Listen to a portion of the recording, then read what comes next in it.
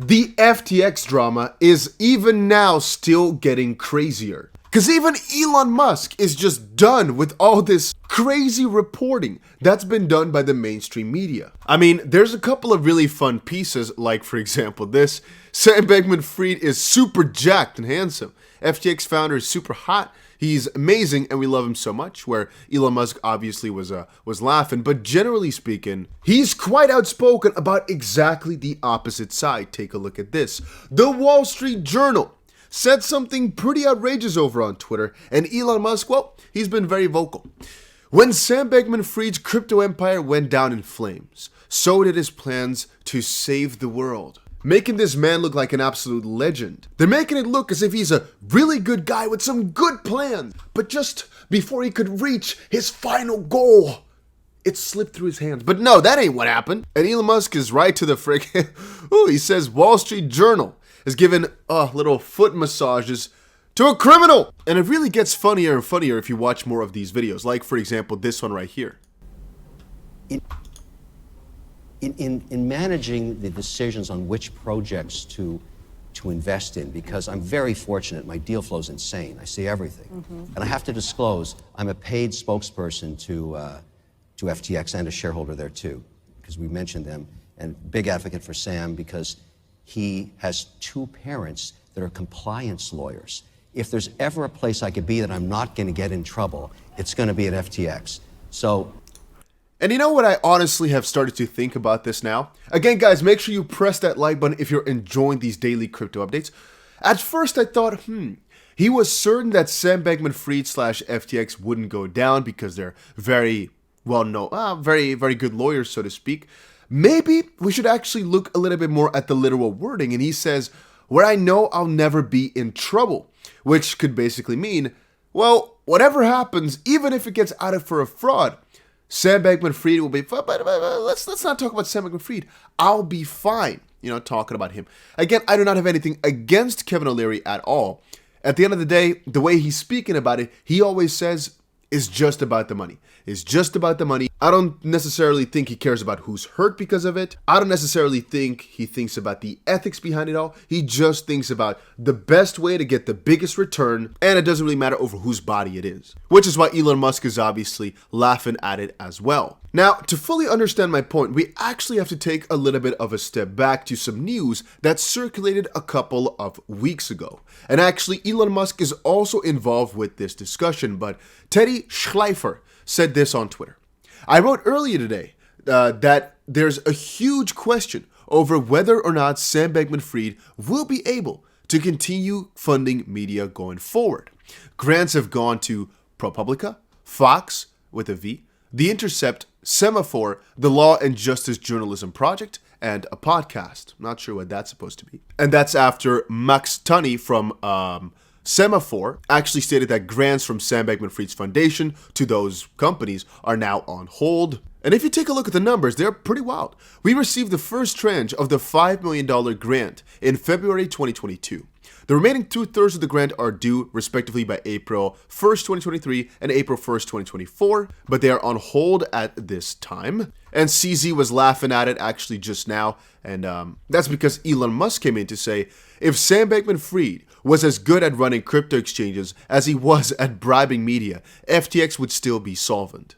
And again, I don't think I would have dwelled on this issue for as long as I have if big names like Elon Musk and CZ were not as heavily involved in this discussion as they are. At first, I kind of shrugged it all off as Sam Bankman-Fried is a bad actor in the sense that he made some very detrimental mistakes that he couldn't have had.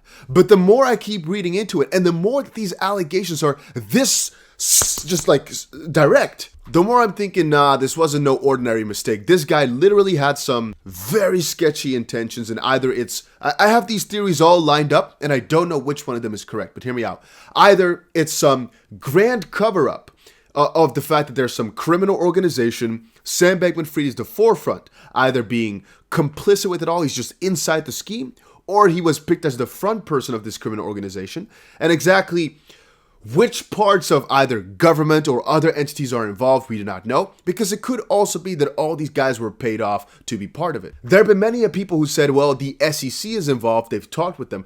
What I can't understand is how the SEC has met up with them so many times, but could not figure out that all this stuff was wrong in the background, when in reality, if we're looking at Ripple, if we're looking at Coinbase, if we're looking at Kraken, well, they don't ever get the chance to really speak, yet they are always alleging that something is wrong, right? Take a look at Coinbase, take a look at Ripple. So why didn't they do that with these guys? Maybe it was all a plan for a quick buck. The hack was fake. They got themselves so much property over in the Bahamas. It was all built upon a lie. It was all a Ponzi scheme from the get-go. But because his parents are such extremely juicy lawyers, they knew that even though he scammed people for hundreds of millions of dollars, in real numbers, billions of dollars, he'll be able to get away with a couple $100 million, the safe method. Maybe the parents just sacrificed their child, they got a couple $100 million in property out of it, and, child's going to jail eventually. Maybe he's not even going to jail though, which is the crazy part about it. Now, you have to understand when I say that this might have been a way bigger deal, might have been a way bigger planned action, that I'm not taking this very lightly, If you really take a look at all the articles and all the outspoken pieces from regulators, but even just common sense might indicate this is all just very weird, right? So major institutional investors like BlackRock have entered the space. They're allowing their subsidiaries, or basically their institutional clients, to buy crypto for a long time. We've said before that they want to get in as cheap as possible. This could have all been one orchestrated effort. That's true. We all know that these regulators want to get deeper into crypto. And again, as I just stated, it's weird that the SEC had such good connections but didn't find this out. Maybe it was all one big shkabam to make sure that they could regulate crypto further. Because here it reads, regulate crypto or it'll take down the economy, which is an interesting title. At the end of the day, I don't believe this, but maybe CZ and a couple of other guys, some big guys, really wanted to get Sam Bankman-Fried out of the way. And maybe all exchanges are doing the shenanigans that FTX was doing, albeit that they did not have to help out their subsidiary, their investment arm, as much. Maybe Binance's investment arm is not doing so well, but fine enough where they don't need this crazy of a loan. And because of some bluffing, they are getting away with it. Again, I don't think this is the case, but I'm just saying. Here it reads, for example, Binance's CEO shows doubt in crypto rival Coinbase and digital asset manager Grayscale, then backtracks. Well, you have to understand that from a perspective of competition, what just happened is extremely good for Binance. We should all note upon that. Mario just quoted, "We're getting a lot of concerning info from credible sources regarding the solvency of some of the largest players in the space. Almost impossible to 100% verify the information. Do we have the responsibility to share, or should we not do so until verified?" And I'd say this, I love Mario, but I don't think he should share. On the contrary, you don't want people to lose money after you basically knew something was happening. Let me reiterate. If he's sharing this now, it's basically FUD with no actual credible backing behind it. It's like saying, oh no, this exchange is going to go down. Oh no, it's going to burn. Oh, it's going to burn to the ground. Oh no. And people asking, oh, why? It's like, I don't know, heard it somewhere. It's like, well, but do you have any source? No, but I'm just warning you in case it does happen. It's like, well, but that doesn't really help. So it should be credible information.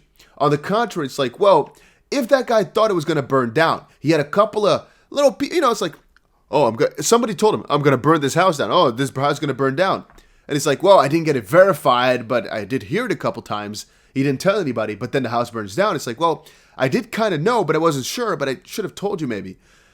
It's just a really difficult situation to be in, but I'm more so leaning towards don't say unless you get it verified, as well, we've heard all these different little pieces of maybe they're insolvent for weeks now, and we need some concrete evidence. I should actually add something, however, though. What I've just read right now.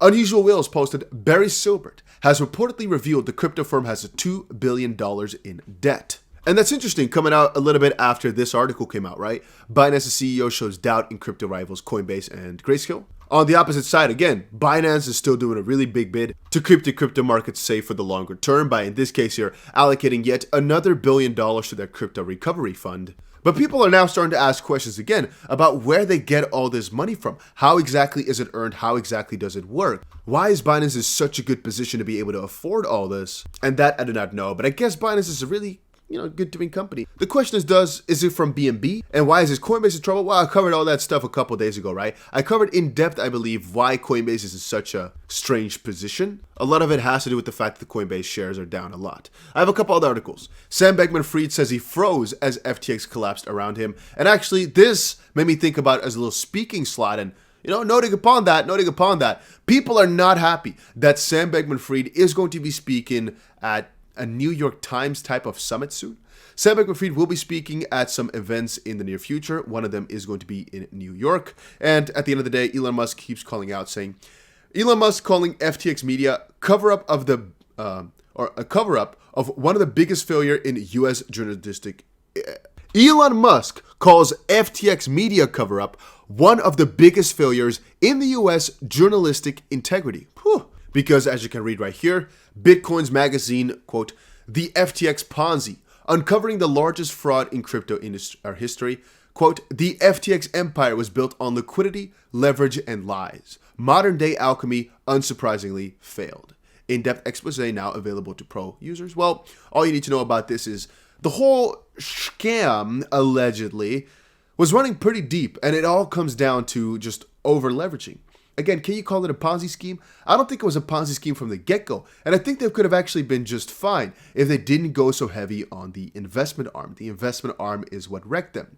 It's also the fact that they were not prepared to get into such a negative market, and that all has to do with greed. Not necessarily the wrong intent from the get-go, but that again depends on who was involved and exactly what happened. Now, I'm going from left to right to left to right, and that's also because there's some rumors going around that some UAE company might actually help FTX out eventually, but then there were quite a couple of other sources that have said that that's actually not the case. So I want to keep that one afloat till I find out more. 2 days ago, I saw news that an Abu Dhabi company is looking to buy some FTX assets. Then a day later, I saw that that was actually all fake. And then again today, I'm reading yet again that some Abu Dhabi company is looking to buy it, but it's only one specific piece, FTX Pay, as it perfectly matches with Haven's Pay infrastructure. So it's not that crazy. I'm not sure how much money that would cost, but probably not that much. And again, just to make sure you guys understand, the amount of fake news, and they didn't even take this down, going on around Sam Bankman-Fried is so crazy, mostly from these very well-known, very reputable mainstream news sources, which is why Elon Musk and all these others are calling it out, because it's just so sketchy. It's just so strange. It's just so weird. But yeah, that was it for today, guys. I'll be back with another video later today. Make sure you press that notification bell on, and see you guys again in another one.